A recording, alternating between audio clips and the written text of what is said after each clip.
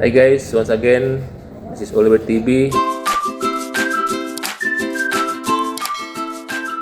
So, ano ang dapat gawin kapag na-block yung ating Metrobank ATM card? Kapag na-block yung ating Metrobank ATM card mga idol, dahil po nagkamali tayo ng 3 beses sa ating PIN number, kaya po na-block yung ating Metrobank ATM card. So, ano nga ba ang dapat gawin? So, ang dapat natin gawin mga idol ay kailangan natin pumunta sa branch ng ating Metrobank ATM. Dahil hindi na po automatic na ma-unblock yung ating ATM card kapag na-block yung ating Metrobank ATM card. So dati po, automatic po na ma-unblock yung ating Metrobank ATM card. So ngayon po, hindi na po automatic na ma-unblock. Kailangan na po pumunta sa branch para ipa-unblock yung ating Metrobank ATM card. So iwasan po natin na ma-block yung ating ATM card mga idol para iwas hassle po.